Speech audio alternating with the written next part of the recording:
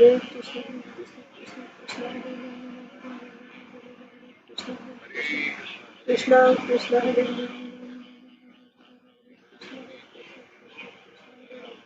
Hare Ram Hare Ram Hare Krishna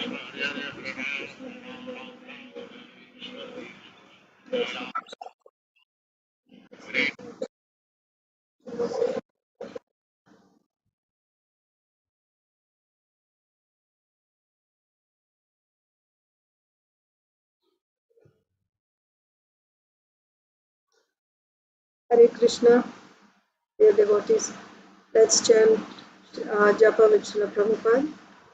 Namo Vishnupadaya Krishna Preshtaya Bhutale Srimate Bhaktivedanta Swaminiti Namine Namaste Saraswate Deve Gauravani Pracharine Nirvishesha Shunyavadi Paschatya Deshatarine Jai Sri Krishna Chaitanya Prabhu Nityananda Sri Advaita Gadadhar Srivasadi Gaur Bhakta Vrinda.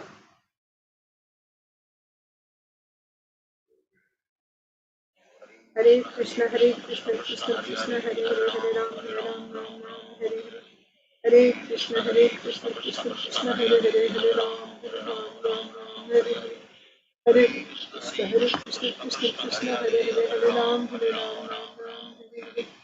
Hare Hare Krishna Krishna Krishna Hare Hare Hare Ram Hare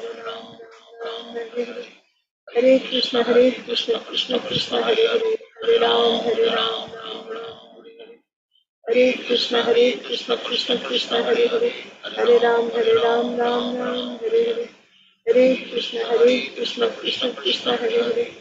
Ram Hare Hare Hare Krishna Krishna Krishna Hare Hare Hare Ram Hare Hare Hare Krishna Krishna Hare Hare Hare Ram Hare Hare Krishna Krishna Hare Hare Hare Ram Hare Krishna Krishna Krishna Hare Hare Hare Ram Hare Krishna Krishna Krishna Hare Hare Hare Ram Hare Krishna Krishna Krishna Hare Hare Hare Ram Hare Krishna Krishna Krishna Hare Hare Hare Ram Hare Krishna Krishna Krishna Hare Hare Hare Ram Hare Krishna Krishna Krishna Hare Hare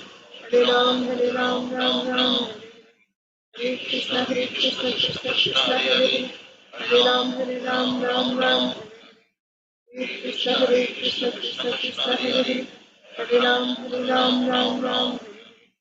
Hare Krishna Krishna Krishna Hare Hare Hare Ram Hare Krishna Krishna Krishna Hare Hare Hare Ram Hare Krishna Krishna Krishna Hare Hare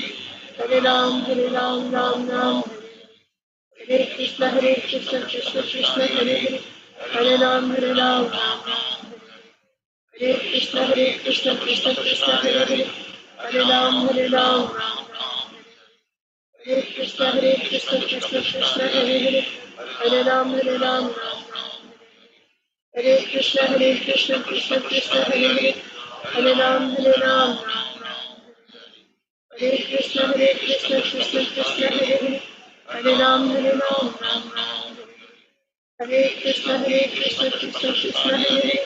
Hare Ram Hare Krishna Krishna Krishna Hare Hare Hare Ram Hare Krishna Krishna Krishna Hare Hare Ram Hare Krishna Krishna Krishna Hare Hare Hare Ram Hare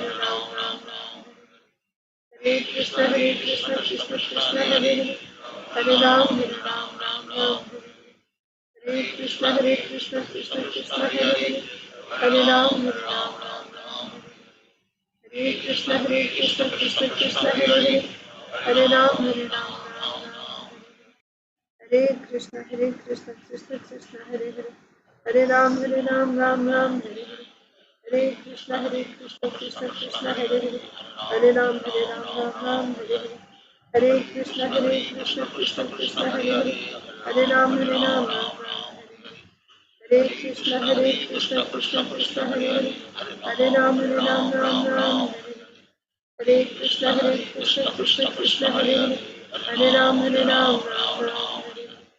Hare Krishna Krishna Hare Hare, Hare Ram Ram Hare Hare. Hare Krishna Krishna Hare Hare, Hare Ram Ram Hare Hare. Hare Krishna Krishna Hare Hare, Hare Ram Ram Hare Hare. Hare Krishna Krishna Hare Hare, Hare Ram Ram Hare Hare. Hare Krishna Krishna Hare Hare, Hare Ram Ram Hare Hare. Hare Krishna Krishna Hare Hare, Hare Ram Ram Hare Hare. Hare Krishna Krishna Hare Hare, Hare Ram Ram Hare Hare. Hare Krishna Krishna Hare Hare, Hare Ram Ram Hare Hare. Hare Krishna Krishna Hare Hare, Hare Ram Ram Hare Hare. Hare Krishna Krishna Hare Hare, Hare Ram Ram Hare Hare. Hare Krishna Krishna Hare Hare, Hare Ram Ram Hare Hare. Hare Krishna Krishna Hare Hare, Hare Ram Ram Hare Hare. Hare Krishna Krishna Hare Hare, Hare Ram Ram Hare Hare. Hare Krishna Krishna Hare Hare, Hare Ram Ram Hare Hare. Hare Krishna Krishna Hare Hare, Hare Ram Ram Hare Hare. Hare Krishna Krishna Hare Hare,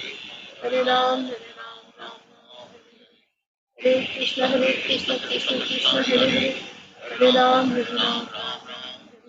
Hare Krishna Krishna Hare Hare, Hare Ram Hare Hare. Hare Krishna Krishna Hare Hare, Hare Ram Hare Hare. Hare Krishna Krishna Hare Hare, Hare Ram Hare Hare. Hare Krishna Krishna Hare Hare, Hare Ram Hare Hare. Hare Krishna Krishna Hare Hare, Hare Ram Hare Hare.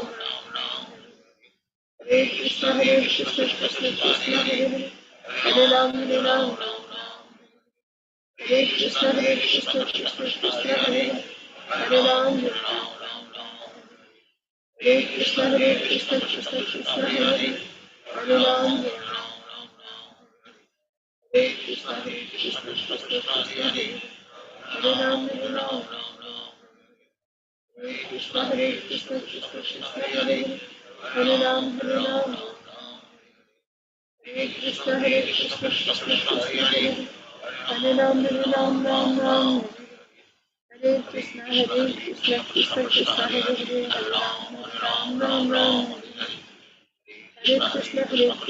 Hare. Hare Krishna Krishna Hare Hare, Hare Ram Hare Hare. Hare Krishna Krishna Hare Hare, Hare Ram Hare Hare. Hare Krishna Krishna Hare Hare, Hare Ram Hare Krishna Krishna Hare Hare, Hare Ram Hare Krishna Krishna Hare Hare, Hare Ram Hare Krishna Krishna Hare Hare, Hare Ram Hare Krishna Krishna Hare Hare, Hare Ram Hare Krishna Krishna Hare Hare,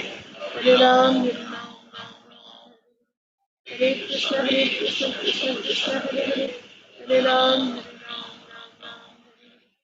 Hare Krishna Krishna Hare Hare, Hare Ram Hare Krishna Krishna Hare Hare, Hare Ram Krishna Krishna Hare Hare, Hare Ram Hare Krishna Krishna Hare Hare, Hare Ram Hare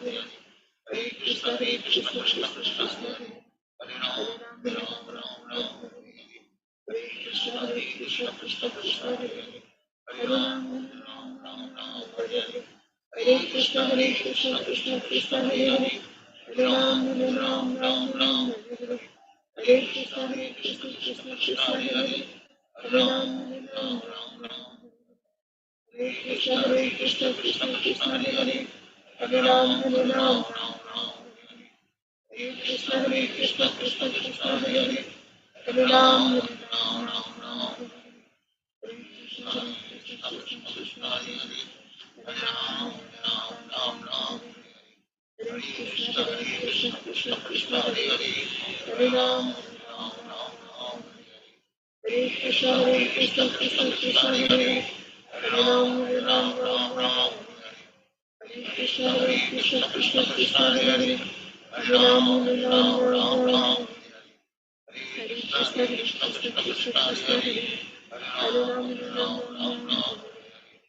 Krishna, Krishna Krishna Hare Hare, Hare Ram, Hare Krishna, Krishna Krishna Hare Hare, Hare Ram, Ram, Hare Krishna, Krishna Krishna Hare Hare, Hare Ram,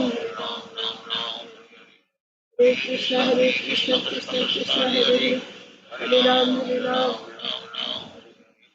Hare Krishna, Krishna Krishna Hare Hare, Hare Ram, Ram, Hare Krishna, Krishna Krishna Hare Hare, Hare Ram, Ram, Hare Krishna, Krishna Krishna Hare Hare, Hare Ram, Hare Krishna, Krishna Hare Hare, Hare Ram, Hare Krishna, Krishna Krishna Hare Hare, Hare Ram, Hare Krishna, Krishna Krishna Hare Hare, Hare Ram,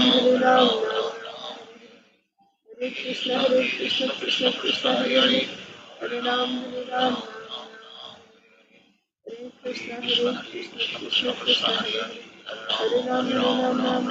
Krishna, Krishna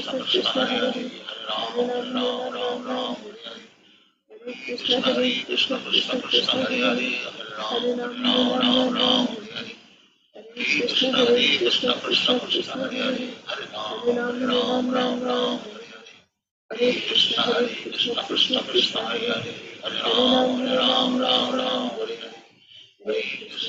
Krishna, Krishna Krishna Hare Hare, Hare Ram, Hare Krishna, Krishna Krishna Hare Hare, Hare Ram, Hare Krishna, Krishna Krishna Hare Hare, Hare Ram, Hare Krishna, Krishna Krishna Hare Hare, Hare Ram, Hare Krishna, Krishna Krishna Hare Hare, Hare Ram, Hare Krishna, Krishna Hare Hare, Hare Ram, Jai Sri Krishna Chaitanya Prabhu Nityananda, Sri Advaita Gadadhar Srivasadi Gaur Bhaktivinoda.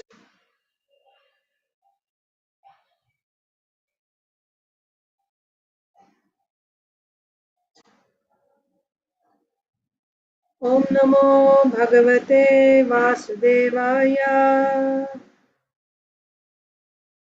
Om Namo Bhagavate Vasudevaya. Om Namo Bhagavate Vasudevaya. Narayanam Namaskritya Naram Chaiva Narottamam Devim Saraswatim Vyasam Tato Jayam Mudirayet Nashtaprayeshva Bhadreshu Nityam Bhagavat Sevaya Bhagavatyuttama Shloke Bhaktir Bhavati Naishtiki Namo Vishnupadaya Krishnapreshtaya Bhutale Srimate Bhaktivedanta Swaminiti Namine Namaste Saraswate Deve Gauravani Pracharine Nirvishesha Shunyavadi Paschatya Deshatarine Jai Sri Krishna Chaitanya Prabhu Nityananda Sri Advaita Gadadhara Srivasadi Gaura Bhakta Vrinda Hare Krishna, Krishna Krishna, Hare Hare, Hare Rama, Rama Rama, Hare Hare. Grantaraj Srimad Bhagavatam ki jai. Srimad Bhagavad Gita as it is ki jai. Srila Prabhupada ki jai. Samaveta Gaur Bhaktivinoda ki jai. Hare Krishna, dear devotees, welcome to today's Srimad Bhagavatam for all. Let's recite Bhagavad Gita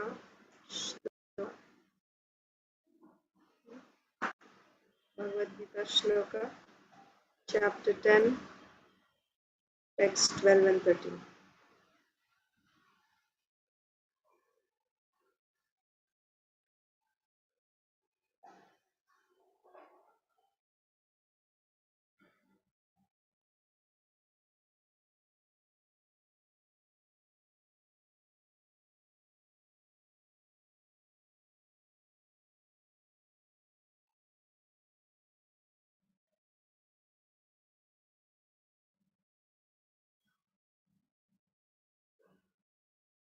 Achintya Prabhu.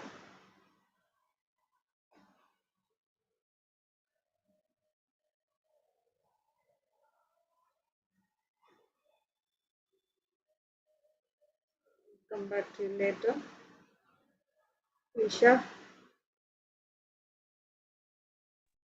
Arjuna Vacha Param Brahma Param Dhamma Pavitram Paramam Bhavan Purusham Shashvatam Divyam Adidevam Ajam Vadhum Ahusvam Rishaya Sarve Devarsha Naradastatha Asito Devalo Vyasaha Swayam Chava Bravishima.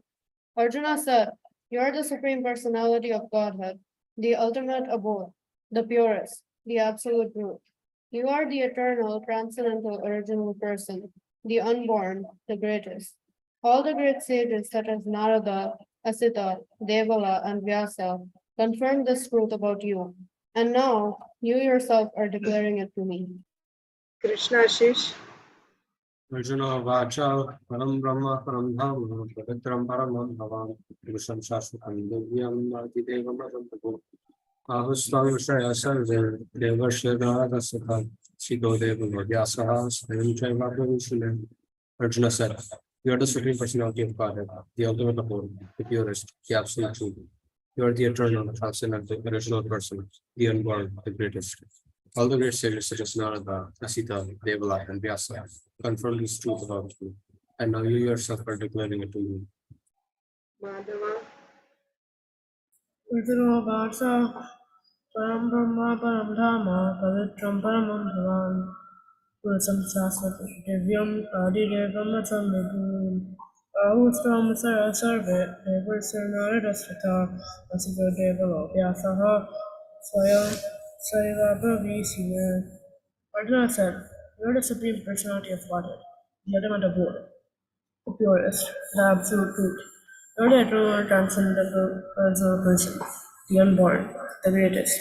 All the great sages such as Narada, Asita, Devala, and Vyasa confirm this truth about you, and now you yourself are declaring it to me." Rasapriya. Arjuna Vacha Param Brahma Param Dhamma Pavitram Paramam Bhavan Purusham Shashvatam Divyam Adidevam Ajam Vadhum Ahusvam Rishaya Sarve Devarshi Naradastatha Asito Devalo Vyasa Swayam Chaiva Bhavishime. Arjuna said, "You are the Supreme Personality of Godhead, the ultimate abode, the purest, the absolute truth. You are the eternal, transcendental, original person, the unborn, the greatest. All the great sages such as Narada, Asita, Devala, and Vyasa confirmed this truth about you, and now you yourself are declaring it to me." Yeah. Achintya Prabhu. Hare Krishna Mataji, please accept my humble obeisances. All glories to Srila Prabhupada, all glories to the assembled devotees. Please accept my humble obeisances, Prabhuji. All glories to Srila Prabhupada. Please repeat.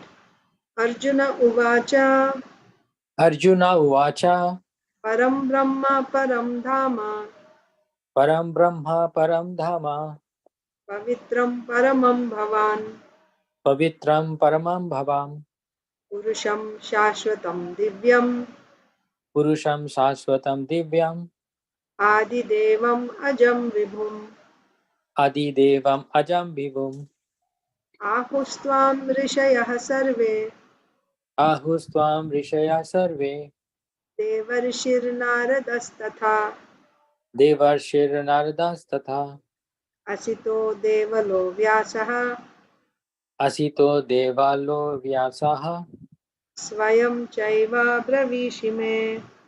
Swayam Chaiva Bravisime. Translation. Arjuna said, You are the Supreme Personality of Godhead, the ultimate abode, the purest, the absolute truth.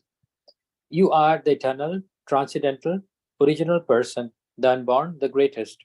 All the great sages such as Narada, Asita, Devala, and Vyas confirm their truth about you, and now you yourself are declaring it to me. Thank you, Mataji. Hare Krishna. Hare Krishna. Aditi Lata Mataji and Arunita. Hare Krishna Mataji. Hare Krishna. Arjuna Vaja Param Brahma Param Dhama Pavitram Paramam Bhavan Purusham Saswatam Divyam Adidevam Ajama Vivam Ahastam Shaya Sarve Devarishi Naradastata Sita Devalo Vyasa Sayam Chaiva Devishme. Translation. Arjuna said, "You are the Supreme Personality of God, the ultimate abode, the purest, the absolute truth. You are the eternal, transcendental, original person, the unborn, the greatest. All the great sages such as Narada, Asita, Devala, and Vyasa confirm this truth about you, and now you yourself are declaring it to me." Hare Krishna. Hare Krishna Mataji, please accept my humble obeisances. All glories to Srila Prabhupada. Please accept my humble obeisances, Mataji. All glories to Srila Prabhupada. Arjuna Uvacha Param Brahma Param Dhama Pavitram Paramam Bhavan Purusham Shashvatam Divyam Adi Devam Ajam Divam Ahustam Rishavaya Sarve Devarshis Naradastaha Ashito Devalo Vyasa Swayam Chaiva Bravishime. Arjuna said, "You are the Supreme Personality of Godhead, the ultimate abode, the purest, the absolute truth. You are the eternal, transcendental, original person, the unborn, the greatest. All the great sages such as Narada, Asita, Devala, and Vyasa confirm this truth about you, and now you yourself are declaring it to me." Thank you, Mataji. Hare Thank Krishna. you. Hare Krishna. Bhagavad Gita, chapter 10, text 12 and 13. Arjuna Uvacha Param Brahma Param Dhama Pavitram Paramam Bhavan Purusham Shashvatam Divyam Adidevam Ajam Vibhum Ahustvam Rishayah Sarve Devarshirnaradastatha Asito Devalo Vyasaha Swayam Chaiva Bravishime. Arjuna said, "You are the Supreme Personality of Godhead, the ultimate abode, the purest, the absolute truth. You are the eternal, transcendental, original person, the unborn, the greatest. All the great sages, such as Narada, Asita, Devala, and Vyasa, confirm this truth about you, and now you yourself are declaring it to me." Srimad Bhagavatam, Canto 9, Chapter 6. So, we have been reading about the descendants of Ikshvaku Maharaj. Yes, in the past couple of days. So Ikshvaku Maharaj had how many sons?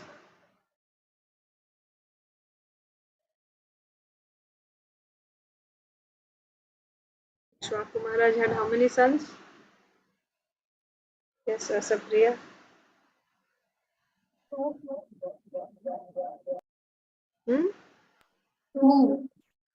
Two. Ikshvaku Maharaj had two sons. No. How many sons? He had 100 sons. 25 ruled the west, 25 ruled the east, 25 ruled in the middle, and 25 ruled in other places. Okay. Who are the prominent ones, important sons? 3 important sons. Vikukshi. Yeah, Rasapriya.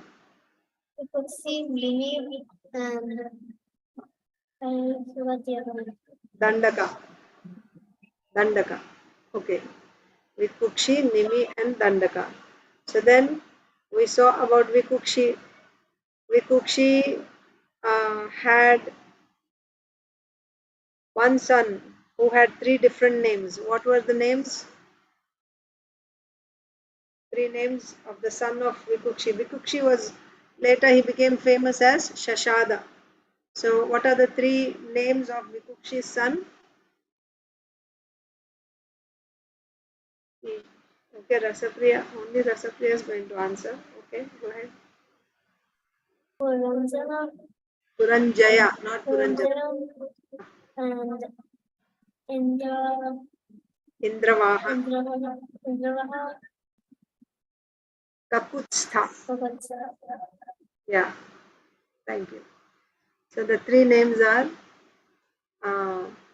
Puranjaya. Why Puranjaya? Because he conquered the residences of the demons. He fought for the demigods, defeated the demons, and conquered their residences. So he's called Puranjaya. And he sat on the hump of the bull in the battle with the demons. And this bull was actually Lord Indra. Because he sat on the hump of the bull to fight, therefore he's called Kakutstaha. Kakut means the hump of a bull. Stitaha means he's situated. Kakutstaha. And Indravaha because his carrier was Indra. Like that. Anyway, then we read about the descendants coming from this Puranjaya, right? And then so many descendants, so many generations we read. Yuvanashva, and then his son, one of the descendants is called. He built a city. Remember?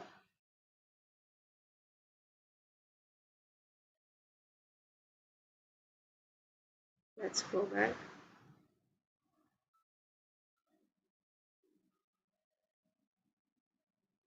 So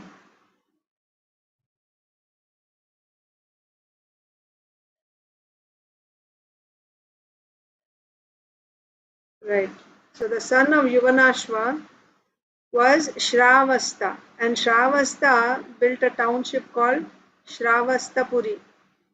Shravastipuri. Okay, Shravasta is the son of Yuvanashva. He built Shravastipuri. And then again further on, his descendants. Then we have Kuvalayashva. What is the significance of Kuvalayashva? Along with his 21,000 sons, with the help of his 21,000 sons, he killed a demon named Dhundu.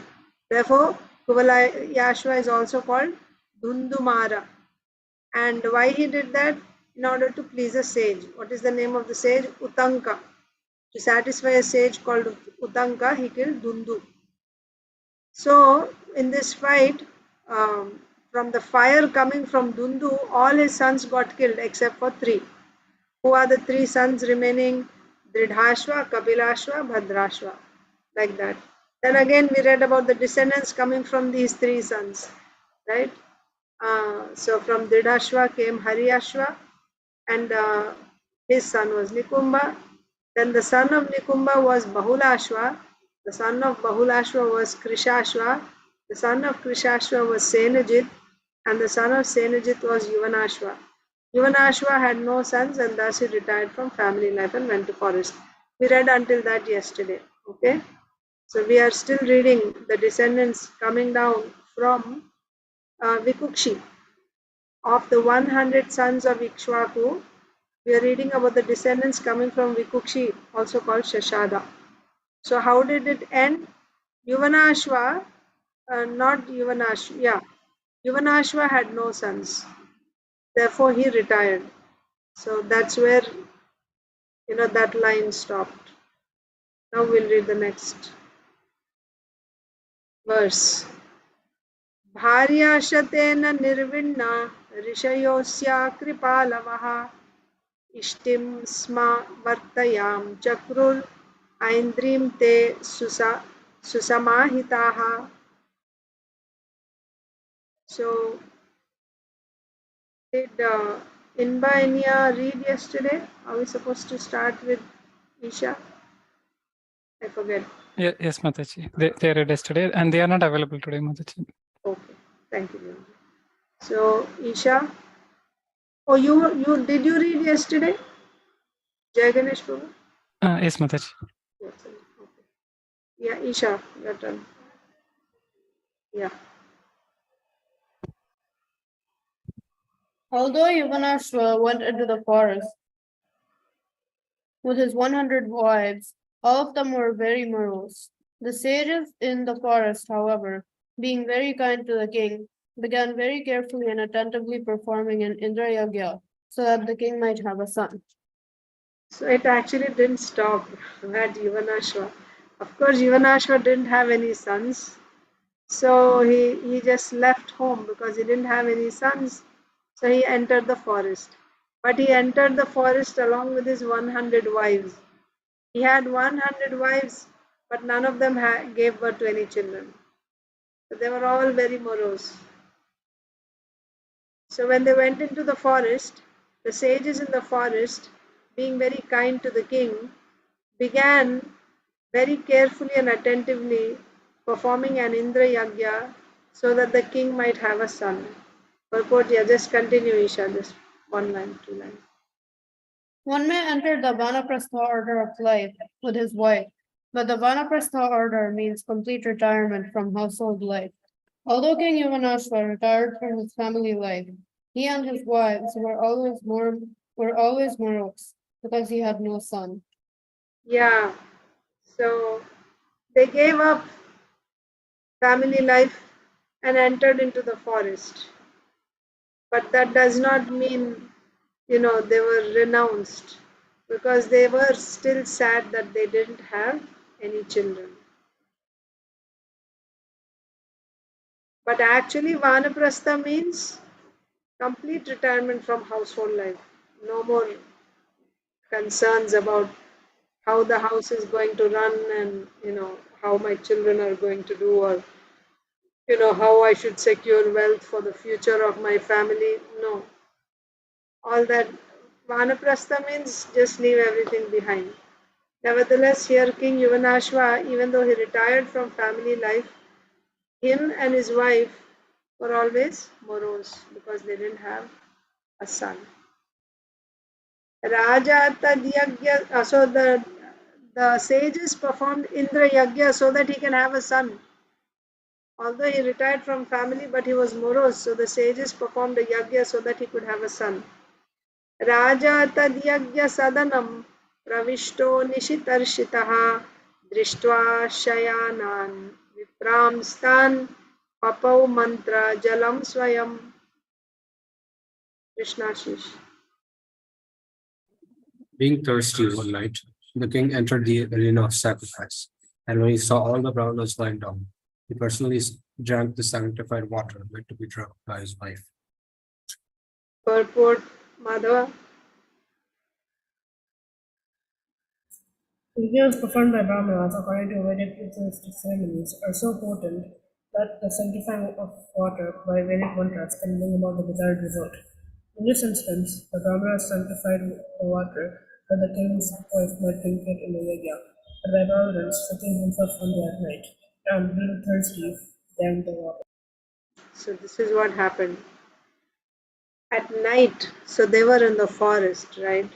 Of course, generally in night there is no light, even inside also. They didn't have electricity. Of course, I think they used to have jewels that gave out light. We hear about that in Dwaraka. They had jewels that would emit light. But anyway, it was night and this was in the forest. It was dark. And he was thirsty in the night. He went to drink water, the king. Being thirsty one night, he entered the arena of sacrifice. So he wanted water. So where did he go? He went to the place where the sacrifice is performed. This sacrifice was being performed for him to have a son.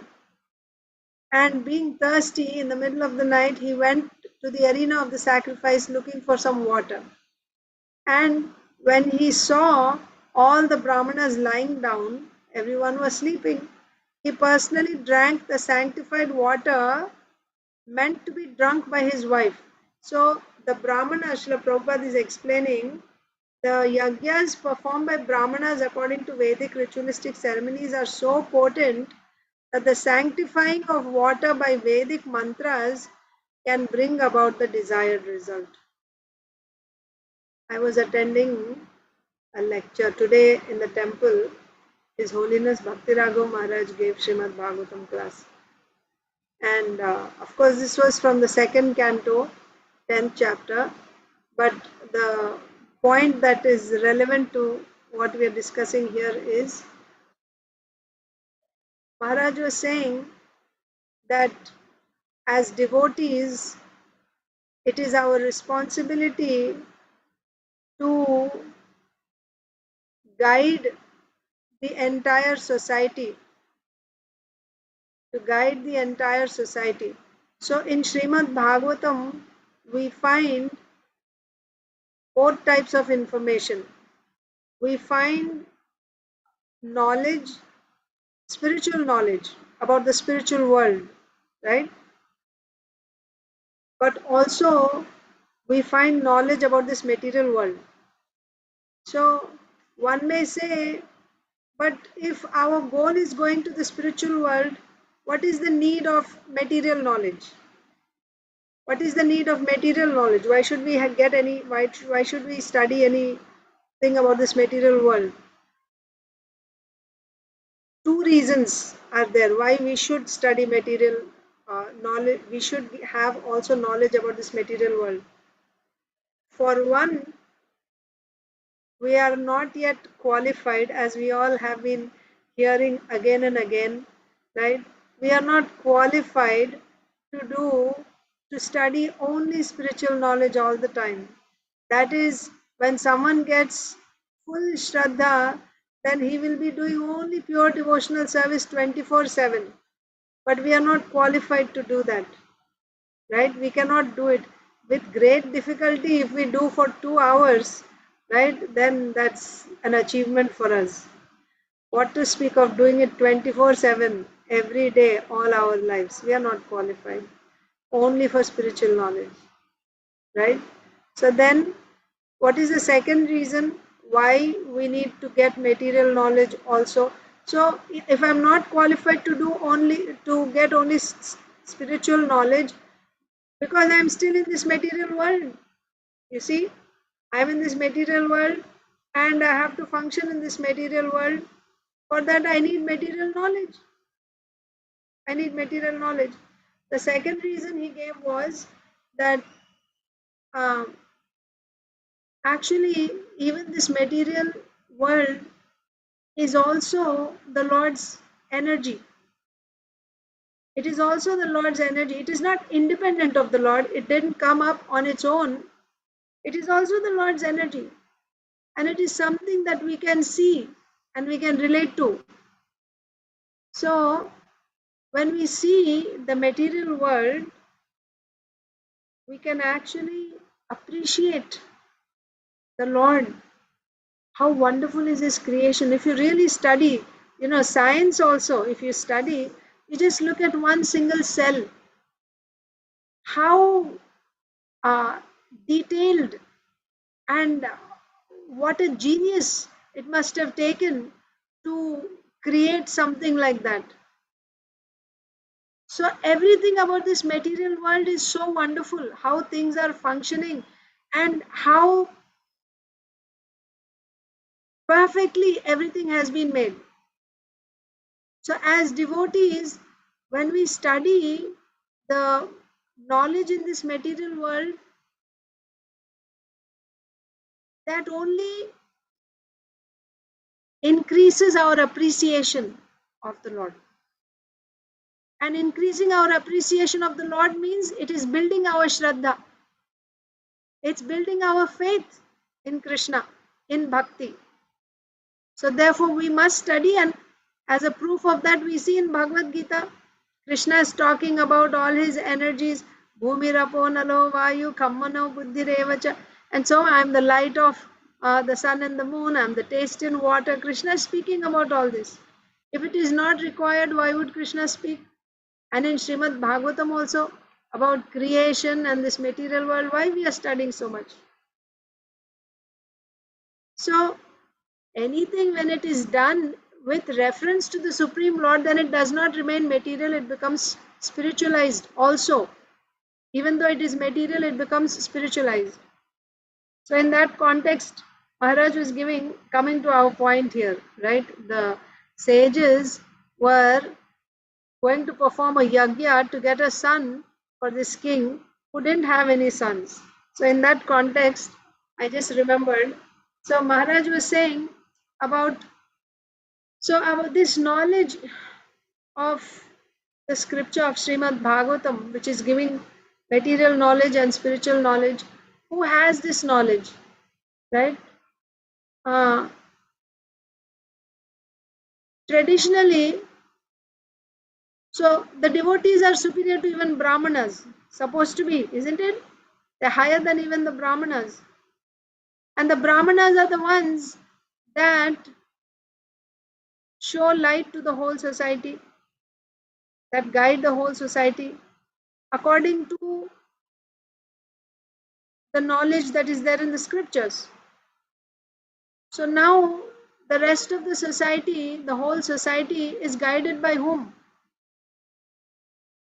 Who is guiding the society? What we should do, right? How we should live? Who's guiding? Think about it. Advertisements, isn't it? And then we think, oh, this is nice, and let's just follow. Actually, it should be the Brahmanas and the devotees who should be guiding the society according to the scriptural injunctions. So, why we should learn, we should have material knowledge also, so that we can guide the society. As simple as agriculture, right? Or cow protection. In a village, if a farmer wanted to know when he should plant his crop, he would go to a Brahmana and ask him, what is a good time for me to plant the crop? Are we going to get rains? And the Brahmana would give him knowledge, right? Whether it's going to rain, what is a good time to plant. Or another man, person, he would say that, I want to have a calf for my cow now. So what is a good time, for pregnancy for my cow? He would ask a Brahmana. And then the Brahmana would ask him, okay, what type of calf do you want? Do you want a male calf or a female calf? Both have different purposes. Female calf will become a cow and give milk. Male calf will become a bull and will help in tilling the soil. So what type of calf do you want? And he would do the appropriate yagya to get, he had that power, the Brahmana had that power. So to guide the society according to the Vedic injunctions, shouldn't we have this type of material knowledge?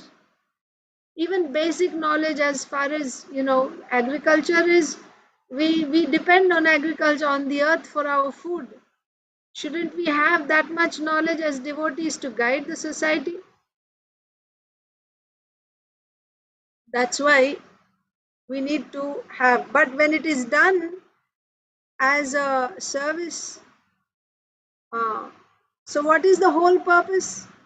The whole purpose is to, as a devotee, you'll be appreciating Krishna, and you're also guiding the people.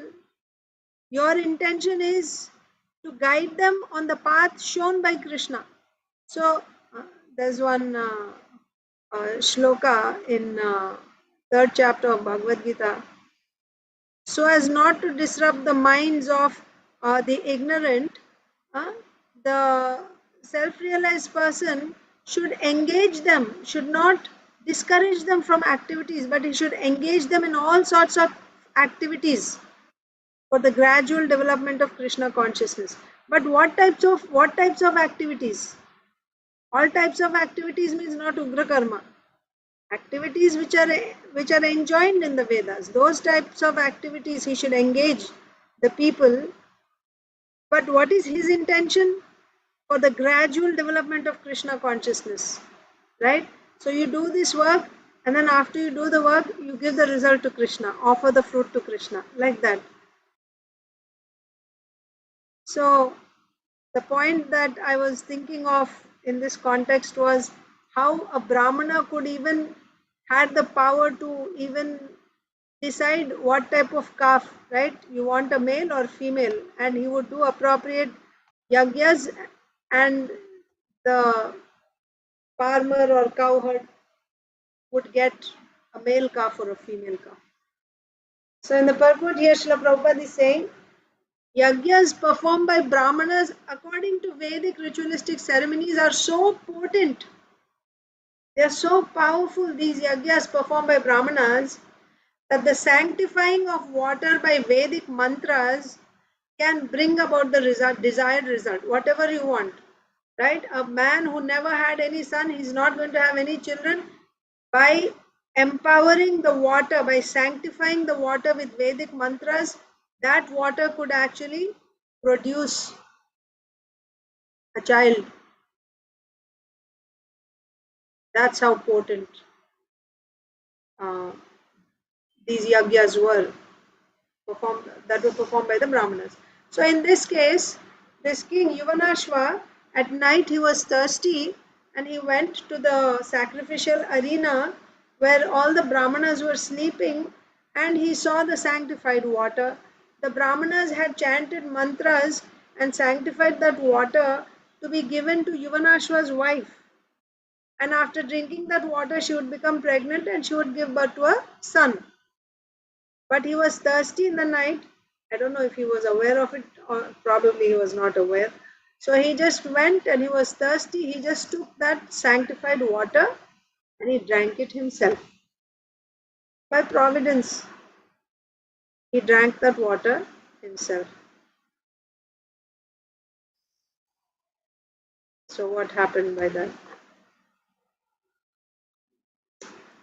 उत्थितास्ते निशम्याथा व्युदकं कलशं प्रभो पप्रच्छुः कस्य कर्मेदं पीतं पुंसवनं जलम्. So Rasapriya, right?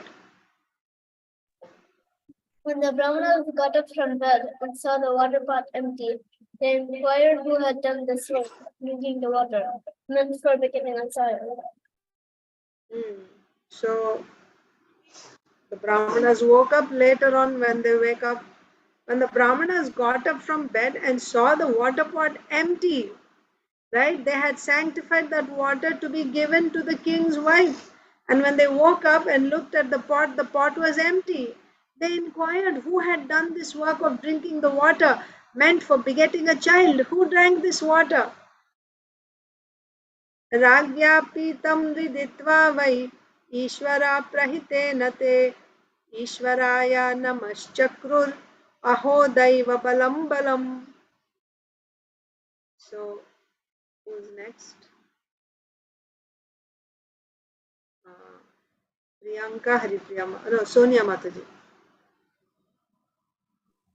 Hare Krishna Mataji, please accept my humble obeisances. All glories to Srila Prabhupada. Please accept my humble obeisances, Mataji. All glories to Srila Prabhupada.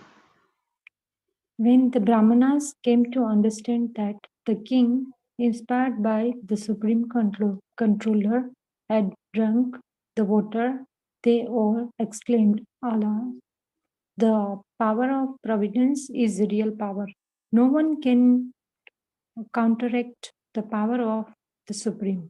In this way, they offered their respectful obeisances unto the Lord. Yeah. So providence means destiny, right? That which is meant to happen. Who can change it? So the Brahmanas, first of all, at first they asked, who drank this water? Who drank it? What happened? This water was meant for begetting a child. Who drank it? And they found out it was the king who drank that water. Yuvanashva drank that water. Then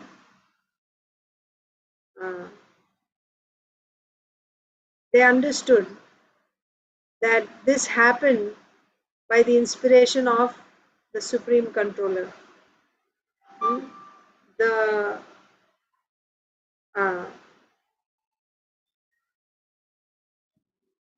the king's drinking of this water was surely by providence, being inspired by the Supreme Controller, by Paramatma. So then they said, what can we do? Right? How can we go against the Supreme Lord's will? They all exclaimed, alas, the power of providence is real power. No one can counteract the power of the Supreme. Right? We were thinking we will do yagyas and so that the king's wife would give birth to a child. But nobody can counteract the power of the Supreme. So then what else can be done? So they offered obeisances unto the Supreme Lord. ततः काल उपावृत्ते कुक्षिं निर्भिद्य दक्षिणं युवनाश्वस्य तनयश्चक्रवर्ती जजानः. So Mataji is not able to read. Priyanka Haripriya Mataji is not able to read. So we'll go to Achinta Dev Prabhu.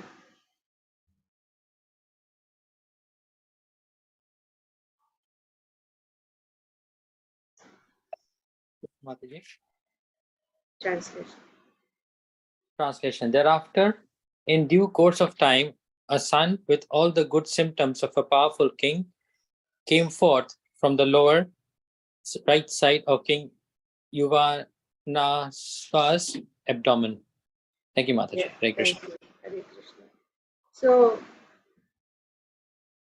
because he drank that water was going to produce a child. That water was meant for his wife, but he drank it. So he gave birth to a child. You don't see this anywhere, a man giving birth to a child. But in this case, because this was sanctified water which was empowered by the mantras to beget a child, that water caused King Yuvanashva to give birth to a male child. So here it is said that in due course of time, a male child was born, came forth from the lower right side of the abdomen. I don't know if you know this, maybe you all know this, but they say when it is a male child, the baby will be to the right side. And if it is a female child, the baby will be to the left side of the abdomen. I actually had like that. Jeet was on the right side and on the lower side, and Arunita was on the top on the left side. Yeah. So, but only here, the king from the lower right side of his abdomen gave birth to a son by drinking the water. Yeah.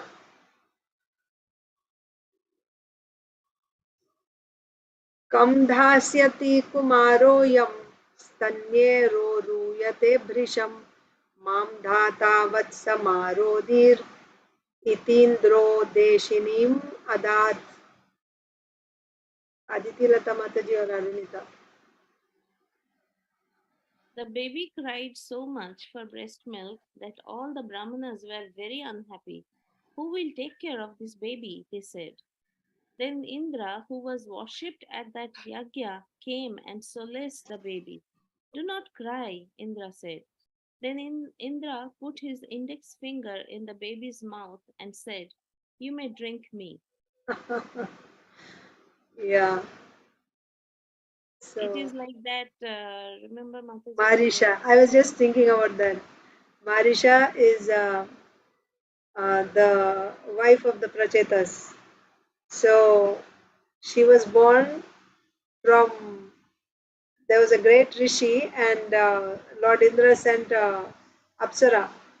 And because he was a great rishi, he was doing tapasya to disturb his tapasya. So she came and they had a baby, right? A girl baby, beautiful girl baby. After giving birth to the baby, the Apsara went away. And the rishi also got disgusted that this Apsara was sent to disturb his,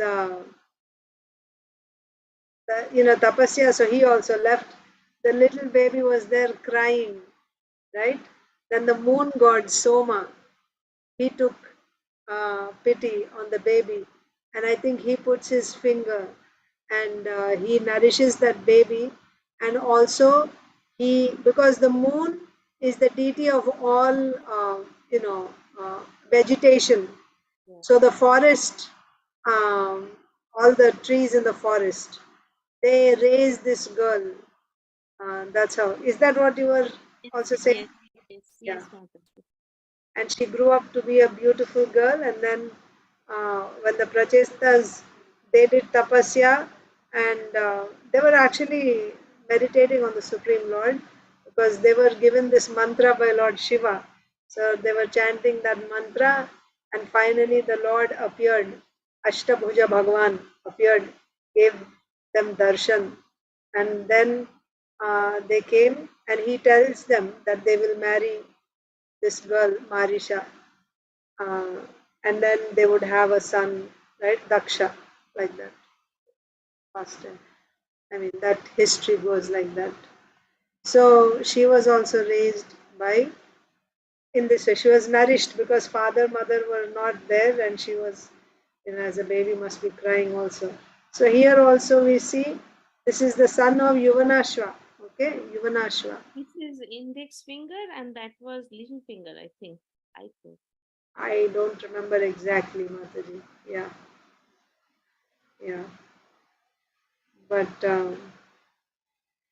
yeah, so Lord Indra, because this was Indra Yagya. Indra, they were performing Yagya for Lord Indra in order to beget a child for Yuvanashva. So when the baby was born as a result of this Yagya, and the baby is crying because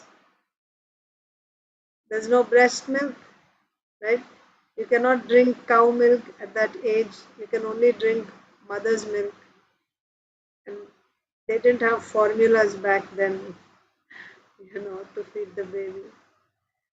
Maybe they had some other alternatives, or I don't know, or maybe they didn't have such situations where mothers wouldn't have milk, or maybe they would have some wet nurses, I don't know. Yeah, so then at that time, nurse mothers were there, no? Yeah, they would nurse their babies also, and others' babies also. They would have enough milk. So here, that was not the case. This was in the middle of the forest, right, with brahmanas, and all the wives. They didn't have children, so there was no milk there. The baby's crying, and the brahmanas were very unhappy seeing the situation. They did this yagya. The baby came, but the baby cannot be fed. What to do?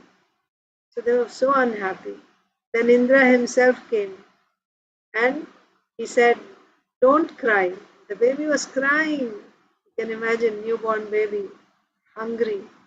So Indra came taking pity on that baby, and he solaced the baby, saying, "Don't cry." And he put his index finger in the mouth and said, "Here, you drink me." So he was feeding nectar, maybe. नममारापिता तस्या विप्रदेव प्रसादतः युवनाश्वोऽथ तत्रैव तपसा सिद्धिम् अन्वगात्. Arunita is there? Not now, Mataji. Okay, Jai Ganesh Prabhu. Actually, Jai Ganesh Prabhu is later, right? Sorry. Yeah, now only. Jai Ganesh Prabhu. Because Yuvanashva, the father of the baby, was blessed by the Brahmanas, he did not fall a victim to death. After this incident, he performed severe austerities and achieved perfection in that very spot. Hare Krishna. Hare Krishna. Because Yuvanashva, the father of the baby, was blessed by the Brahmanas, he did not fall a victim to death. After this incident, he performed severe austerities and achieved perfection in that very spot. So he didn't die, right? He was blessed by the Brahmanas. Or giving childbirth, I think. Oh, like that. Acha. Because Yuvanashva, the father of the baby, was blessed by the Brahmanas, he didn't fall a victim to death. After this incident, he performed severe austerities and achieved perfection in that very spot. So that means, yeah, in that very spot. Time is not mentioned, but just it is said after that incident. Yeah, so he got perfection of his life. He got perfection in that very spot. त्रसद्दस्युर इतीन्द्रोऽङ्गा विदधे नाम यस्य वै यस्मात्र सन्ति ह्युद्विग्ना दस्य वो रावणादयः यौवनाश्वोऽथ मान्धाता चक्रवर्त्यवनीं प्रभुः सप्तद्वीपवतीम् एकः शशासाच्युततेजसा Isha. Mandhata, the son of Yavanashva, was the cause of fear for Ravana and other thieves and rogues who caused anxiety. O King Parikshit, because they feared him, the son of Yavanashva was known as त्रसद्दस्यु. Rasadasyu. This name was given by King Indra. By the mercy of the Supreme Personality of Godhead, the son of Yavanashva was so powerful that when he became emperor, he ruled the entire world, consisting of 7 islands, without any second ruler. So that baby that was fed, nursed by Indra's index finger, that baby grew up to be the king Mandhata, the famous Mandhata king, son of Yuvanashva, Mandhata. And what are the glories of Mandhata? He was the cause of fear for Ravana. That even Ravana feared Mandhata. Ravana and other thieves and rogues who caused anxiety. So Dasyu means thieves, plunderers. Trasad Dasyu, right? One who gives tras, right? One who gives suffering to the rogues and thieves. Trasad Dasyu. So Mandhata was given the title Trasad Dasyu, the name Trasad Dasyu this name was given by Indra. Because the thieves and rogues feared Mandhata. He was so powerful. By the mercy of the Supreme Personality of Godhead, the son of Yuvanashva was so powerful that when he became emperor, you see, it's not just that by, by you just inherit your father's kingdom. Your father is the king of all the islands, so you also become the king of all the 7 islands. It's not exactly like that. After all, you have to rule means you should have that potency, that power to rule. All 7 islands means we are talking the whole Bhumandala. All 7 islands. Jambu Dvipa, Ashalmali Dvipa, Plaksha Dvipa, like that. All 7 islands. Mandhata was so powerful that he actually became the emperor of all the 7 islands. And all the thieves and rogues and even, Ravana is a Rakshasa. Ravana also and many thieves and rogues feared him. How? By the mercy of the Supreme Lord. He ruled the entire world consisting of 7 islands without any second ruler. That means he was accepted as the emperor unanimously by everyone. There was no competition. There was no rivalry. Right? Like Ajata Shatru, right? So there was no second ruler. He was the only emperor of everyone else. Of course, there were other kings subordinate to him, right? They all took shelter of him. Aditi Lata Mataji. Mataji, 2 things. One is Parikshit Maharaj also was described like he was the ruler of the whole world, right? He was No. So who was mentioned like that? That he was ruling whole Bharatvarsha. Bharatvarsha, remember when we were being in Bharat. Yeah, that's where the name comes as Bharat. Yes. King Bharat, right? Yes. But in Satyayuga, the whole Bhumandala was considered, right? The king was ruling the whole Bhumandala. The whole Bhumandala was one, like Bharat. But in Treta Yuga, that is reduced to, I forget the details now, but this was discussed when we were doing Bhakti Shastri course. And in Treta Yuga, it was just the Jambudvipa. And in Dwapar Yuga, it was just the Bharat Varsha. Right? Within Jambudvipa, again you have different Varshas, so only Bharat Varsha. And then in Kali Yuga, just this Earth planet. Kali Yuga means like the beginning, right? When Parikshit Maharaj was also ruling. He was the king of the whole planet Earth. Same Yudhishthir Maharaj was also. Just this planet Earth. That was called Bharat. And as Kali Yuga is progressing, even the whole planet Earth is not called Bharat.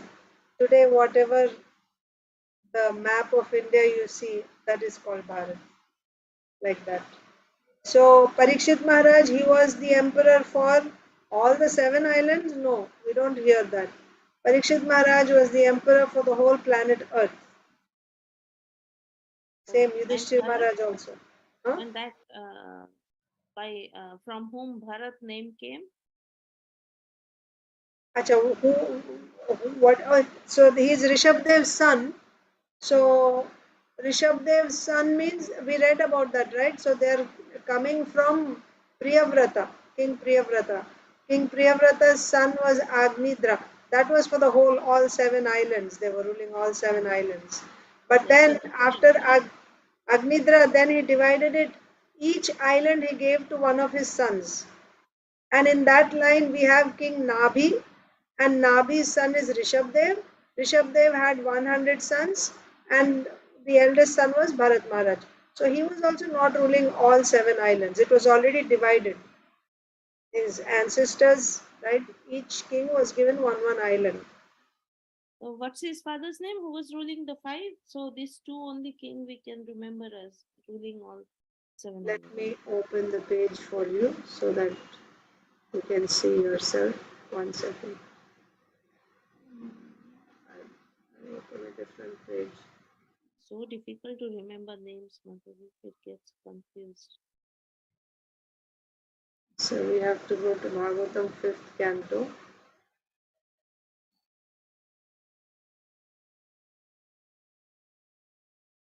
Okay.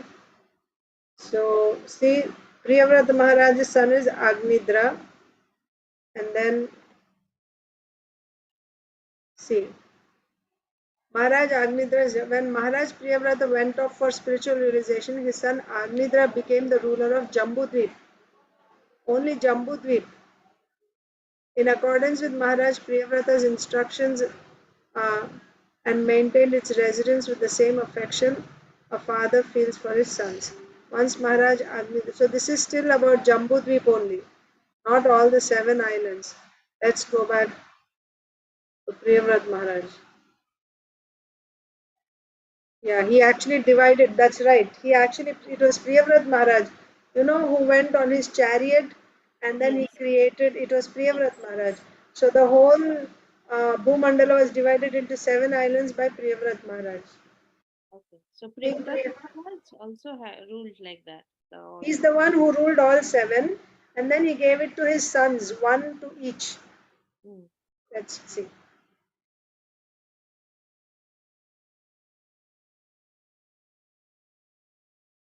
See, Priyavrat married Barishmati, the daughter of Vishwakarma. In the womb of Barishmati, he begot 10 sons named Agnidra, Idmajihva, like that. He also begot one daughter.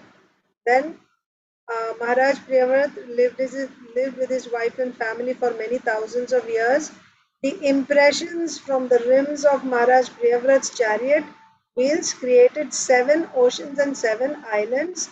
Of the 10 sons of Priyavrat, 3 sons named Kavi, Mahavir, and Savana accepted sannyas. So how many remained? 7 remained. So remaining 7 sons became rulers of 7 islands. Each one got 1 island, like that. So Maharaj, Priyavrat Maharaj created that division of 7 yes, islands. yes. Okay. And then Agnidra Maharaj got Jambudvip and his sons. Okay. Sure, Prabhuji. Jai Ganesh Prabhu. Okay. So Mandhata, the son of Yuvanashva, was the cause of fear for Ravana and other thieves and rogues who caused anxiety. We read that. This name was given by King Indra. By the mercy of the Supreme Personality of Godhead, the son of Yuvanashva was so powerful that when he became emperor, he ruled the entire world consisting of 7 islands. So that's what it is. Although by inheritance, Priyavrata divided, his sons got 1 island each. But depending on the power, we saw also about Ambarish Maharaj. He was also ruling all 7 islands. But then again, his descendants, it didn't say that his descendants were ruling all 7 islands, it didn't say that. When there is an exceptionally powerful king, then he rules all 7 islands. Something that is understandable, isn't it? By their power. About Ambarish Maharaj, it is said he was ruling all 7 islands.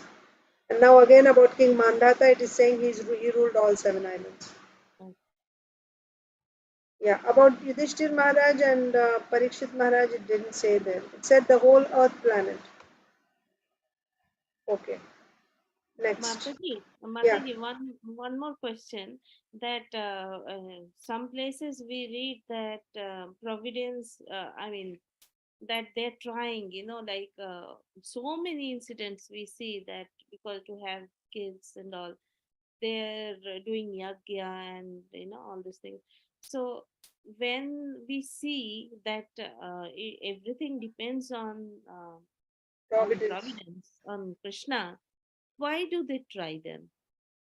I mean, how can we accept that like then you have to because that becomes a karma kanda, that becomes something you want to take in your hands.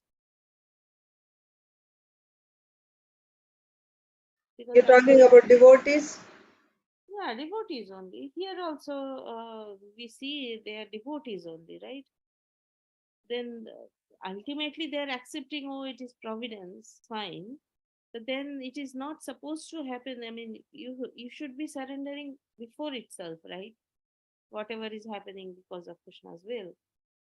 Why are they trying in the beginning itself? It shows like you're not having faith because you're still asking. Yeah, but all of us also don't have faith, no, Mataji. That's different degrees of faith.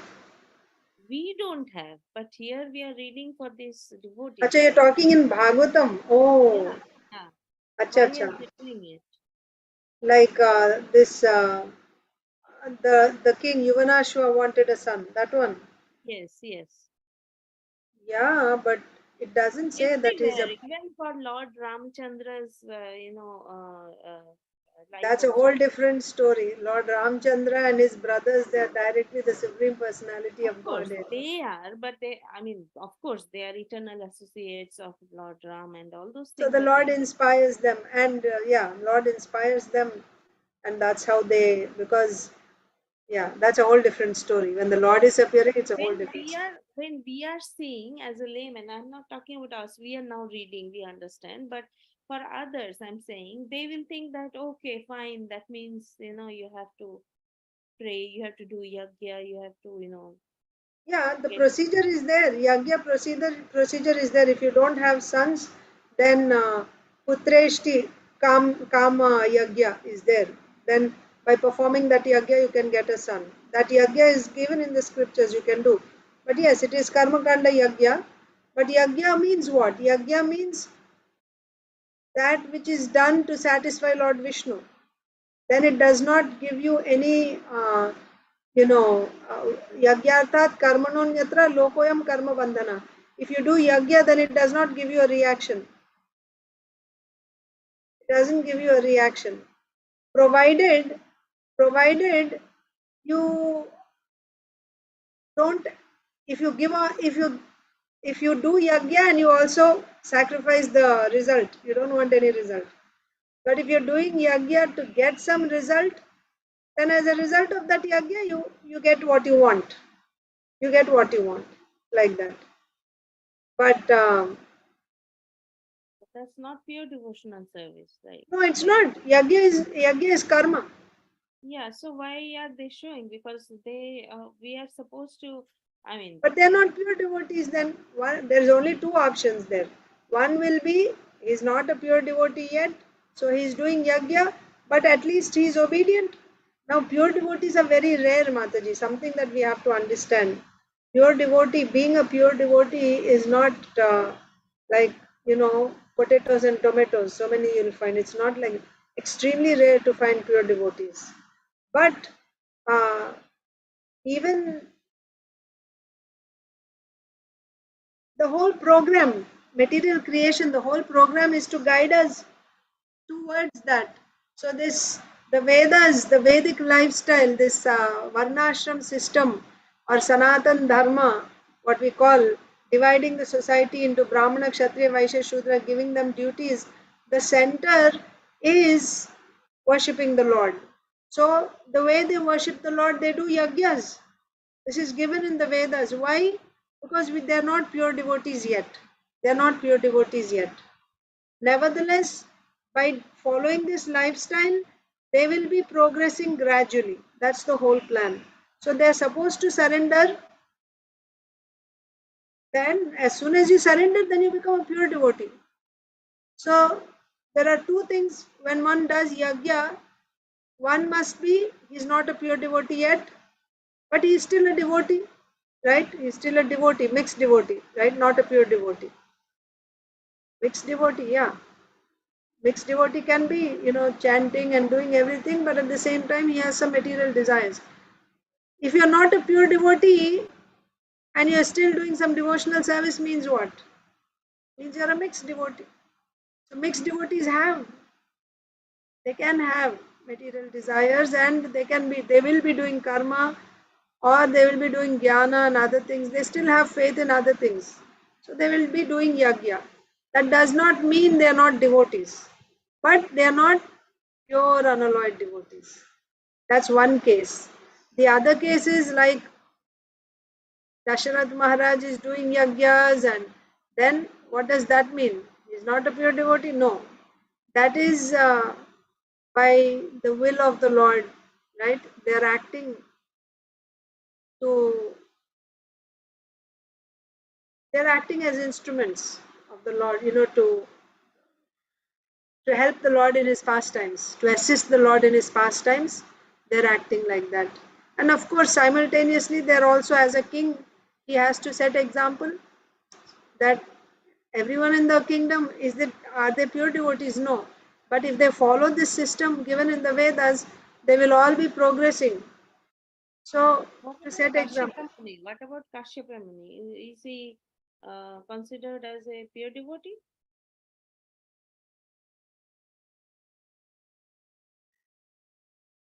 I don't know, Mataji. Maybe he is pure devotee, but obviously Aditi and Diti are not. Right. So that's why to fulfill their desire, he did yajna and all those. He told them to go. They were not, but maybe they are now, so we don't know. Yeah, I mean, of course, because Lord Krishna Vamandev appeared, yeah. yeah, Brahman. So obviously now, but yeah, I Yeah. mean that these questions come up in my mind, Mataji, because we are Ah, being trained, we are being if you told. if you talk about a particular incident and based on that you can say no. In that instance, for that activity, they don't fulfill the condition of pure unalloyed devotional service, so they were not pure devotees at that time. That we can say. But to make a general statement, oh, is Kashyap Muni is a mixed devotee or a pure devotee? Aditi is a mixed devotee or pure devotee? If you talk about a particular case, because of this at that time, yeah, this is not pure devotional service, so they are not pure devotees. You can say like that. It's very difficult to understand, Mataji, because whenever I read this, I feel that we are supposed to be, like taught that leave everything, to surrender to Krishna, as Krishna says. And you don't endeavor, all those things we understand, but then when we see that we are doing, if we are not having something, whatever may be, we are actually asking for it to Krishna, then that means, like, we are not leaving everything to Krishna, we are still asking. Yeah, that means we are not pure devotees. Yeah. That means we are not. And then, as you said, we are supposed to do that, but at the same time, uh, it's like, a small baby cannot eat solid food, right? But if you say, if you don't eat solid food, you need to eat this and this, then you'll become strong. Sometimes it takes time, right? In course of time, by eating that baby food, in course of time, the baby will become strong, and then it can eat solid food also. So similarly, immaturely, you cannot force someone to surrender. Surrender will come. Surrender cannot be forced. But what can be done is build their faith. Because when you get full faith, the symptom of full faith is surrender. But in Hindi they say thopna. You cannot do that.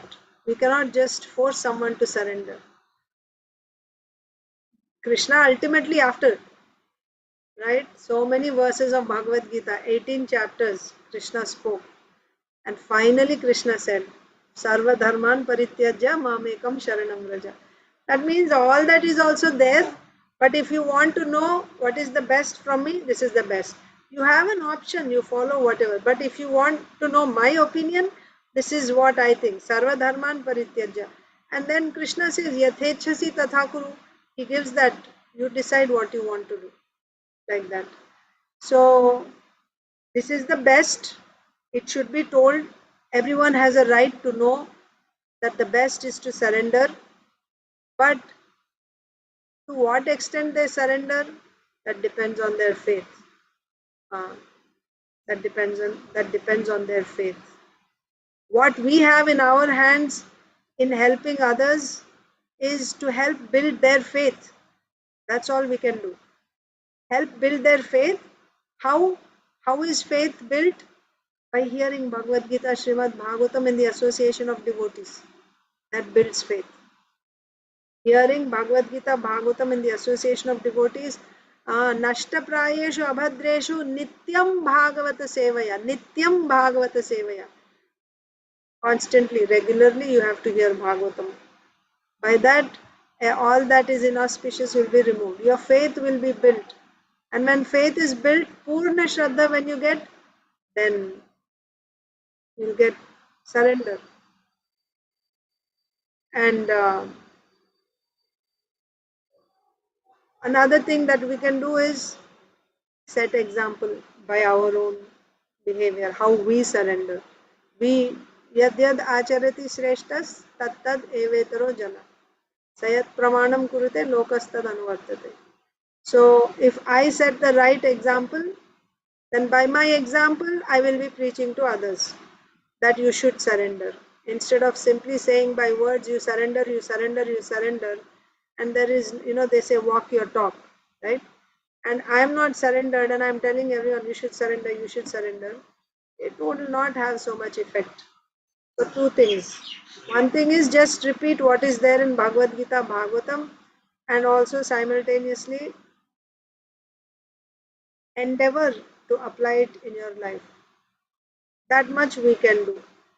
And as far as judging others, why they are supposed to surrender, why they are not surrendering, we shouldn't do that. Because everyone is going on his own journey, on his own path, right? According to his level of faith, he is surrendering. When his time comes, when he has built his full faith, then he will surrender. It's like all of us, on highway, everyone is driving. So someone is on a slow lane, someone is on a fast lane, like that. But all cars are moving like that. So sometimes we are in the same family, sometimes, different places. Nevertheless, everyone is flying his own airplane. Everyone is going. All we can do is inspire each other.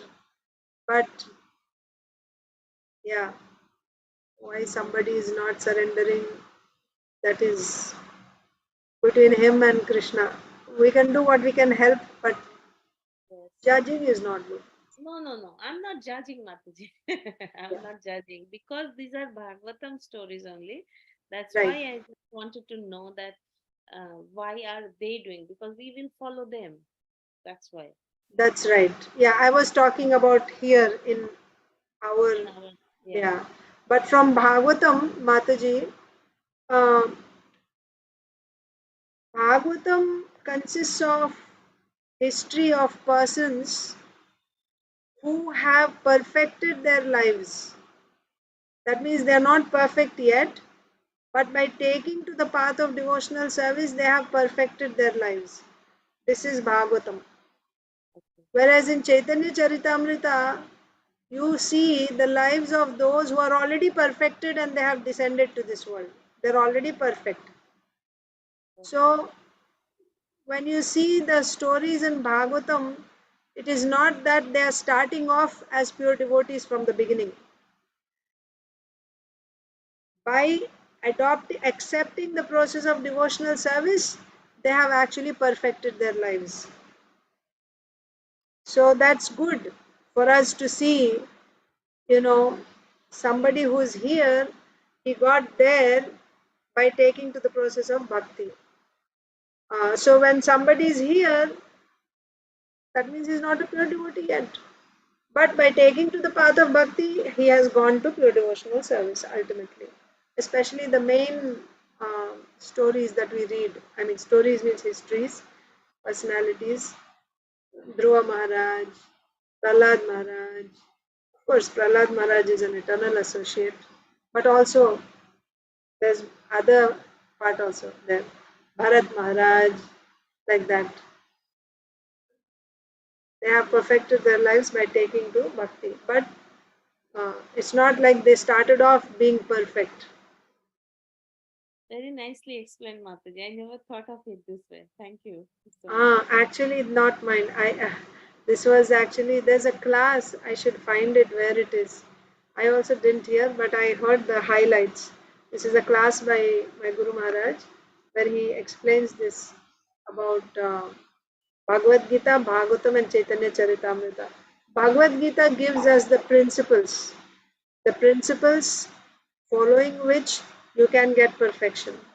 Bhagavatam gives us the examples of persons who have actually followed these principles, and by following them, they have perfected their lives.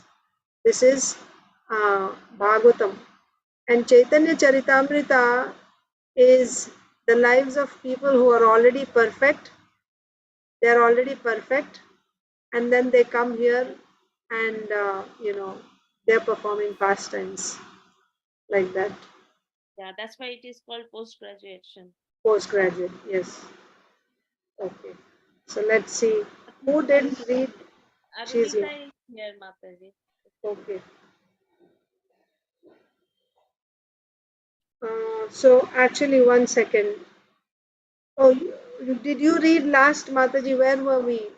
Who read last? Isha read last. I So read. Arunita can read. I was Oh, not there. okay. So we finished this verse. Mandata ruled all 7 islands, and Mandata is the son of Yuvanashva. Okay. Arunita. Hare Krishna Mataji. Hare Krishna. EJ च यज्ञं क्रतुभिर् आत्मविद्भूरि दक्षिणैः सर्वदेवमयं देवं सर्वात्मकम् अतीन्द्रियं द्रव्यं मन्त्रो विधिर्यज्ञो यजमानस्तथा द्विजः धर्मो देशश्च कालश्च सर्वमेतद्यदात्मकम्. Yes. Translation. The Supreme Personality of Godhead is not different from the auspicious aspects of great sacrifice, such as the ingredients of a sacrifice, the chanting of Vedic hymns, the regulative principles, the performer, the priest, and the result of the sacrifice, the arena of sacrifice, and the time of sacrifice. Knowing the principles of sacrifice, Mandata worshipped that transcendentally situated Supreme Soul, the Supreme Personality of Godhead, Lord Vishnu, who comprises all the demigods. He also gave immense charity to the Brahmanas, And thus he performed yajna to worship the Lord. Hare Krishna. Hare Krishna. So the Supreme Personality of Godhead is not different from the auspicious aspects of great sacrifices, such as the ingredients of the sacrifice, the chanting of Vedic hymns, the regulative principles, the performer, the priests, the result of the sacrifice, the arena of sacrifice, and the time of sacrifice. So, there's a verse in Bhagavad Gita, chapter 4, text 24. It says, Brahmarpanam Brahmahavir Brahmagno Brahmanahutam Brahmaiva Tena Gantavyam Brahma Karma Samadhina. So there we understand that a person who is fully absorbed in Krishna consciousness is sure to attain the spiritual kingdom because of his full contribution to spiritual activities, in which the consummation is absolute, that which is offered is of the same spiritual nature. So again in the purport it is explained. So that means when a sacrifice is performed for the satisfaction of the Lord, then everything is spiritual there. That which is being offered is also spiritual. The result that is coming as a result of offering to the Supreme is also spiritual, like that. So here also the same point is said, that the Supreme Lord is not different from the auspicious aspects of the sacrifice. Ingredients of the sacrifice, the mantras that they chant, the regulative principles that they follow in that sacrifice, the person who's doing that sacrifice, the priests who are actually performing that sacrifice, and the result of the sacrifice, the place where the sacrifice is performed, the time when the sacrifice is performed. All of this is not different from the Supreme Lord. That means everything is spiritualized. Knowing the principles of self-realization, Mandata worshipped that transcendentally situated Supreme Soul, the Supreme Personality of Godhead, Lord Vishnu, who comprises all the demigods. He also gave immense charity to the Brahmanas, and thus he performed yajna to worship the Lord. So you see, yajna, people can also perform yajna to different demigods. So somebody, just like we saw Yuvanashva, the sages were performing Indra Yagya. Ultimately, Yagya Purush is Lord Vishnu. But you're doing Indra Yagya, somebody does Yagya for Surya, somebody does Yagya for, like that, various demigods to get particular results. In that case, you'll get your result. But here about King Mandata, it is said, when he is performing Yagya, even if you chant the names of the demigods, you see these demigods as the limbs of the Supreme Lord, and your yajna is being performed for the satisfaction of the Supreme Lord. Bhavagrahi Janardana. What is your intention? Same thing, even Bharat Maharaj. About Bharat Maharaj, there is an elaborate discussion. Whenever he did yajnas, he did lots of yajnas. But yajna, I told you, is karma. But while doing yajna, what to speak of while doing yajna? 24/7, even in his sleep, is constantly chanting. His lips are always chanting the names of the Lord. So he is a pure devotee or not? He is satisfying the condition. Anya Abhilashita Shunyam Jnana Karma Dhyanavritam. That means even though he is doing karma, his bhakti is not covered or disturbed or interrupted. His bhakti is not interrupted by karma. When I go to work, while I'm doing that work, I'm not chanting Hare Krishna. I'm not thinking of Krishna continuously without a break. Isn't it? But in Bharat Maharaj's case, even though he is doing yajnas, which is actually karma, he is constantly chanting the Lord's name. Not only that, he is not accepting the fruit of that yajna. When you do yajna, you will get a result. He is not taking the result. He is offering everything to the Supreme Lord. He is not claiming the result. Not that, in my next life I will get something as a result of all. No, he doesn't want any of that. It is all for the Lord. He is simply doing it as a duty like that, to set example. One more point is, he's seeing, even though he's putting oblations into the sacrifice, chanting the names of various demigods, he's seeing these demigods as the limbs of the Supreme Lord. So he's actually making all offerings to the Supreme Lord only, even though he's chanting the names of the demigods. So because of all these things, even though he's doing yajna, he doesn't get any result of that yajna. That means he doesn't get bound to this world at all. Like that. So here about King Mandhata, similar situation is said. Everything is spiritualized. How? Because he knows the principles of self-realization and he was worshipping the Supreme Lord, who is comprising all the demigods. That means yajnas are performed in the names of demigods, but he is actually seeing all these demigods as the limbs of the Supreme Lord. So therefore, he was only serving the Supreme Lord, even though he was doing yajnas. He also gave immense charity to the Brahmanas, and thus he performed yajna to worship the Supreme Lord, not to get some result. So, karma is also different types. Remember 5 types of karma I told you, if you remember. Kamya karma, then you have Nitya karma, Naimittika karma, Nitya karma, Naimittika karma, Kamya karma, Nishiddha karma and Prayashchitta karma. 5 types of karma. Karma means yajna. Yajna is karma. So Nitya karma means that which you have to do regularly, like Sandhya Vandanam, like chanting Gayatri by the Brahmanas. Nitya karma. That's one type of karma. Naimittika karma means samskaras that are done at intervals, like Upanayana samskara, Vivaha samskara, Shraddha samskara, like the different samskaras they do. That is Naimittika karma. Kamya karma means that which is done for fulfillment of some desire. That's also yajna, but you're doing it to get some result. So here about King Mandata or King Bharat, they would not do any Kamya karmas. What the sages did for King Yuvanashva, that was Kamya karma. They want a son, for that they're doing yajna. That's a Kamya karma. Wanting a result, material result.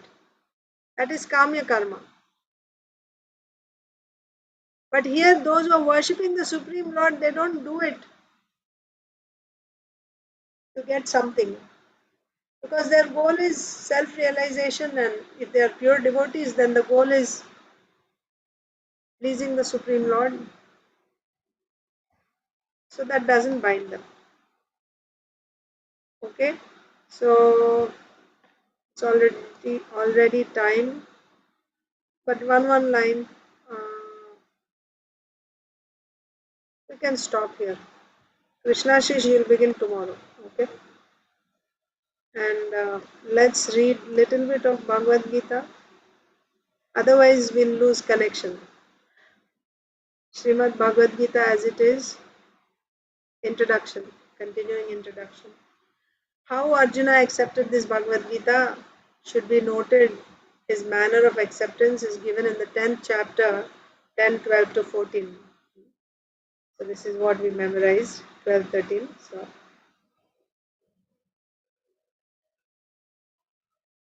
because it is said that who understands Bhagavad Gita, Krishna said, right?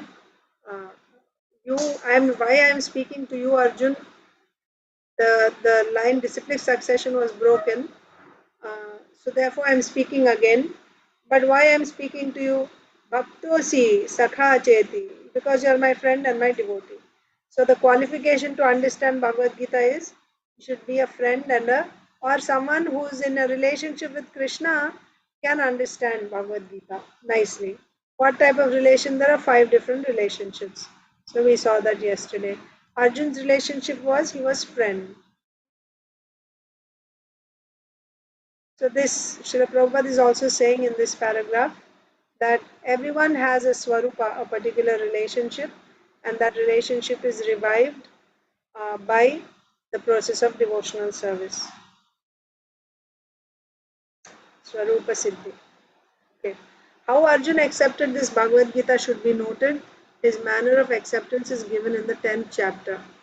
Now, Arjuna uvacha param brahma param dhama pavitram paramam bhavan purusham shashvatam divyam adidevam ajam vibhum ahustvam rishayah sarve devarishirnaradastatha asito devalo vyasah swayam chaiva bravishi me sarvametadritam manye yanmam vadasi keshava nahi te bhagavan vyaktim vidur devana danavaha.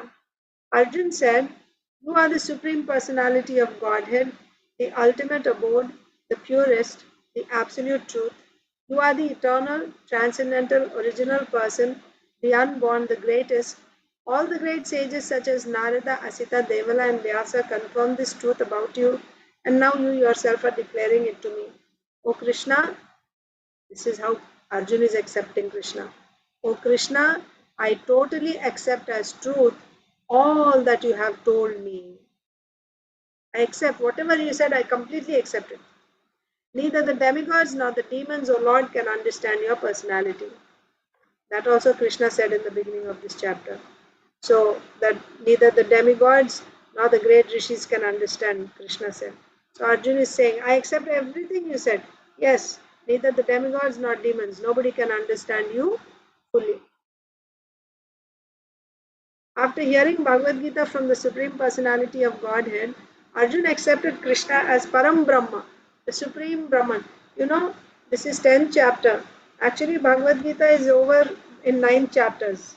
By the end of 9th chapter, Krishna said what? Manmana bhava madbhakto madhyaji mam namastu. That's the conclusion. But then again, he's saying again, because devotees like to hear more about Krishna. So like that.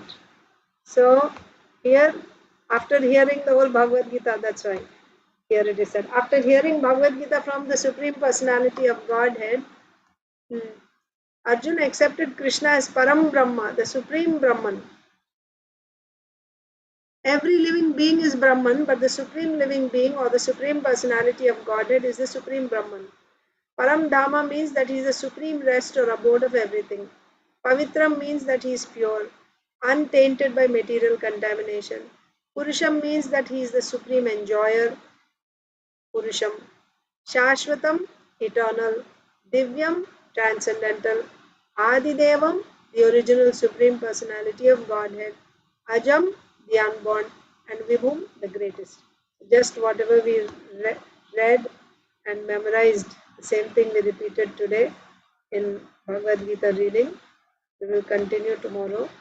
Let's read a little bit of Leelamrita also. Srila Prabhupada Leelamrita.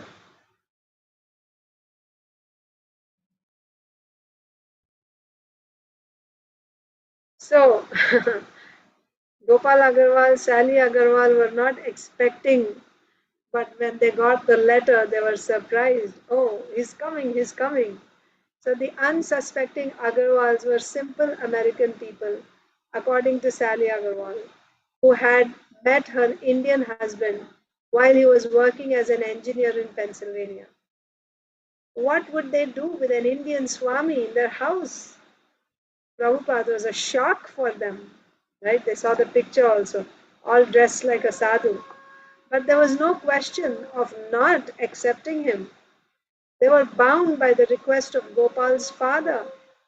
Dutifully, Gopal had purchased Srila Prabhupada's ticket from New York to Pittsburgh and had arranged for the agent from Traveler's Aid to meet him. And dutifully, he had driven tonight to meet him, right?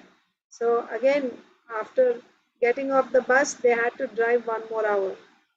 So it was with a mixture of embarrassment, disbelief, and wonder that Gopal Agarwal helped his guest into the Volkswagen and drove back home to Butler. So should I stop here? I think it's late, right? We'll continue tomorrow. So, Hare Krishna. Thank you, dear devotees. You join even on a weekend. Hare Krishna. I'll see you tomorrow. Thank you, Mataji. Hare Krishna.